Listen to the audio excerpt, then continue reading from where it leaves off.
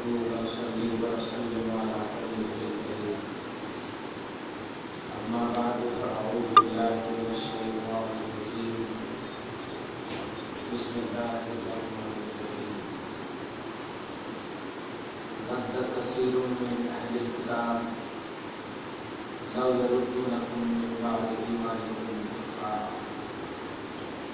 حسدا من عند أنفسهم من بعد ما تبين لهم الحق فاعفوا واصفحوا حتى يأتي الله بأمره إن الله على كل شيء قدير صدق الله العظيم رسول برکت کے لیے درود شریف پڑھیں سیدنا و شفیعنا و حبیبنا و مولانا محمد وآلہ وأصحابہ صلی اللہ علیہ وسلم۔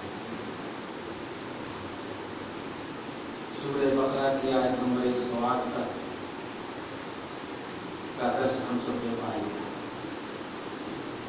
109 سے آج کا درس شروع ہے۔ گزشتہ درس کا اجمالی خلاصہ یہ تھا قرآن پاک کے بارے میں بغیر علم منسوخ اور علم ناسخ یعنی کون سی آیت کریمہ ناسخ ہے، کون سی آیت منسوخ ہے، اس آیت کا حکم اللہ اٹھا لیا ہے، تلاوت باقی رکھا ہے، یا کس کی تلاوت اٹھا لیا ہے، حکم باقی رکھا ہے، اس کے بارے میں آپ نے سنا ہے۔ اللہ تعالیٰ اس کے فیض و برکات کو آپ سب کی زندگیوں پر چاہے۔ آج کی آیت کریمہ ہے اہل کتاب صحابہ کے تعلق سے کیا چاہتے ہیں۔ نبی اعظم صلی اللہ علیہ وسلم کے بلیور اور فالوور پہلے راؤنڈ کے جو صحابہ جنہیں کہا جاتا ہے، طرح طرح کی انہیں اس لیے اذیت دی جاتی تھی کہ وہ محمد کو چاہتے تھے۔ اگر کعبہ کا صرف طواف کرتے تو انہیں اذیت نہیں پہنچتی، تکلیف نہیں پہنچتی، کیونکہ تو یہ لوگ بھی کعبہ کا طواف کرتے تھے۔ خالی سے عبادتیں کرتے اذیت نہیں پہنچتی۔ نبی کو پسند کرتے تھے، چاہتے تھے، سچے تھے، اس لیے انہیں تکلیف دی۔ اللہ ان کے دل کا بھانڈا پھوڑ رہا ہے، ان کے اندر میں کیا ہے۔ نبی پاک صلی اللہ علیہ وسلم کے چاہنے والوں کے حوالے سے یہودی کیا خیال رکھتے تھے، یہودی کیا گمان رکھتے تھے، اللہ اسی کی طرف اشارہ کر رہا ہے۔ وَدَّ كَثِيرٌ مِّنْ أَهْلِ الْكِتَابِ، اہل کتاب میں سے اکثر وَدَّ چاہتے، وَدَّ یود معنی چاہنا، کیا چاہتے؟ لَوْ يَرُدُّونَكُمْ مِن بَعْدِ إِيمَانِكُمْ، اندر اندر کی بات اللہ ظاہر کر رہا ہے، کاش یہ نبی کی قدم میں رہنے والے ایمان سے پھر جاتے تو کتنا اچھا ہوتا۔ یہ اندر اندر سے چاہتے، وہ یہ چاہتے تھے کہ جیسے ہم لوگ ہیں ایسے ہی یہ لوگ بھی ہو جاتے تو اچھا تھا۔ لو یردونکم، کاش لوٹ جاتے، یا کاش یہ لوگ تمہیں پھیر دیں، من بعد ایمانکم، تمہارے ایمان سے کافر بنا کر دیں۔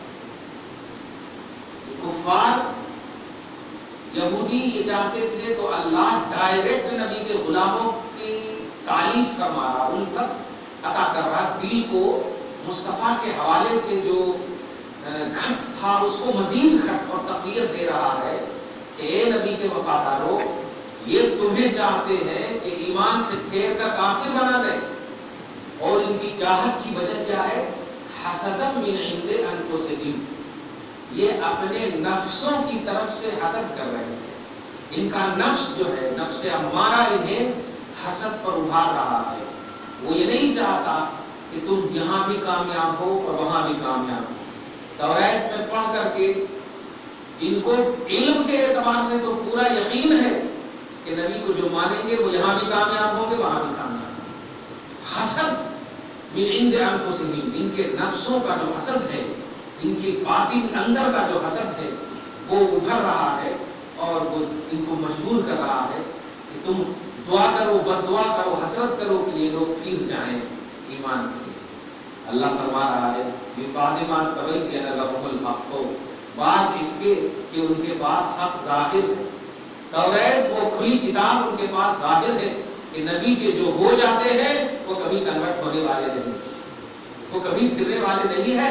اللہ تبارک و تعالیٰ ان کو دائمی توفیق عطا کر دیتا ہے جو نبی کے قدم میں آ جاتا ہے اور آنے ہی کے قدم سے آتا ہے. اسی لیے کئی زاویوں سے، کئی طرح سے میں تجھے یہ دیتا ہوں، میں تجھے وہ دیتا ہوں، کیا لے کر کے پڑے ہو پیٹ پہ پتھر باندھنے والے کو. ہم لوگ بریانی کھاتے ہیں، ہم لوگ اچھے اچھے کھانا کھاتے ہیں، ارے انہیں جب خود پیٹ پہ پتھر باندھتا تو تمہارے کو کیا کھلاتا ہے. اس طرح سے لالچ، اس طرح سے تو بہت دل دکھتا تھا. اسی کے لیے خاص طور سے دل کو گھٹ کرنے کے لیے اللہ تعالیٰ نے کہا نہیں یہ چاہتے ہیں، میں نہیں چاہتا. سبحان اللہ، میں نہیں چاہتا اے نبی کے غلاموں، میں نہیں چاہتا. اس لیے اگر تیرا دل بھی دکھا ہے تو آگے فرما رہا فاعفو، درگزر کر دو، ان کی طرف توجہ مت دو، انہیں معاف کر. اتنی تکلیف کے باوجود وصفحو، اور پہلو تہی کرو، یعنی تمہارا دھیان ان کے سوال اور ان کی سوچ کی طرف بھی نہیں جانا چاہیے. تمہارا وجود پورے دھیان کے ساتھ نبی کے قدم میں رہنا چاہیے. یہ خدا کی چاہیے. فاعفو، انہیں درگزر کرو، ان کی طرف توجہ مت دو. وصفحو، پہلو تہی کرو اور اب ان کو مزید گھٹ کر حتی یاتی اللہ بامرہ، انتظار کرو کہ اللہ اپنے امر کو لائے گا، اپنے عذاب کو لائے گا. انتظار کرو. کہنا یہ چاہ رہا ہے اللہ تمہارا دل دکھا ہے نا، میں تمہارے دل کو بھی اس کی جزا دوں گا اور دل دکھانے والوں کو سزا دوں گا. بس تم انتظار کرو. جزا یہ نعمت کو بتاتی ہے اور سزا یہ عقوبت کو بتاتی ہے، اللہ کی ناراضگی کو بتاتی ہے. خدا ہم سب کو جزا ہی میں ہمیشہ شامل ہے. ان اللہ علی کل شیء قدیر، بے شک اللہ ہر ممکن چیز پر قادر ہے. بے شک اللہ ممکن چیز پر قادر ہے. تم رہو مصطفیٰ کے پاس، یہ رکھنے پر بھی قادر ہے. ان کی طرف توجہ مت دینا، کہیں پھر نہ جانا، ان کی طرف دھیان ہی مت دو. بے شک اللہ ہر ممکن چیز پر قادر ہے. اور اس کے بعد اللہ کہ رسول صلی اللہ علیہ وسلم کے وفاداروں کو کہا جائے تم قدم میں ہو نا، قدم ہی میں رہو. اور قدم میں رہنے کے بعد نبی اب عبادت کرنے اگر کہیں تو اللہ سبحانہ و تعالی اس کی ترجمانی کرتا ہے. اقیم الصلاۃ، جاؤ نماز قائم کرو، وآتوا الزکاۃ، اور زکات ادا کرو. کیا مطلب ہوا؟ یعنی سب سے پہلے مصطفیٰ کی ذات میں جو آپ کا عقیدہ تھا وہی عقیدہ رکھ کر کے نماز پڑھو، وہی عقیدہ رکھ کر کے عبادت کرو، زکات دو. کیا دیکھا آپ نے؟ تو پہلے جو محبت تھی، جو عقیدت تھی، جو سچائی تھی، جو دیانتداری تھی، جو نبی کے حوالے سے تصور و خیال تھا، اس تصور کو اللہ نے دلیل بتا دیا، اس تصور کو اللہ نے اپنی رضا بتایا. میں خوش ہوں، ان کی طرف دھیان مت دو، تم جہاں ہو وہی صحیح ہو، وہی رہ کر کے میری نماز پڑھو، وہی رہ کر میری عبادت کرو، وہی رہ کر میری بارگاہ میں زکات دو، تو ہم تمہیں قبول کر لیں گے. آگے اللہ فرماتا وما تقدموا لانفسکم من خیر. اور سنو اس تصور میں ایک دم وہی تصور دھیان دیجیے گا. نبی کے قدم، نبی کی ادا، نبی کے خیال، نبی کی سوچ میں رہنے کے بعد نماز پڑھو گے، زکات دو گے، کرو گے، تو سنو یہ کام ان کے بعد اگر کرو گے تو اللہ فرما رہا وما تقدموا لانفسکم من خیر.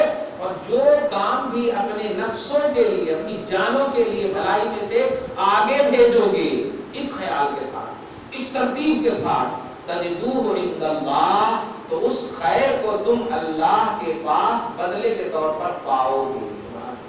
وہ ضائع نہیں فرمائے گا. لیکن اگر تم نے اس کی طرف دھیان دے دیا، اس کی چاہت کی طرف دھیان دے دیا، تو پھر تم ادھر ادھر ہو جاؤ گے. نہیں، تم کو ادھر دھیان تک نہیں دینا ہے. نبی کا خیال، نماز، زکات یہ ادا کرو، ہم تمہیں دینے کے لیے تیار ہیں۔ تجدوہ عند اللہ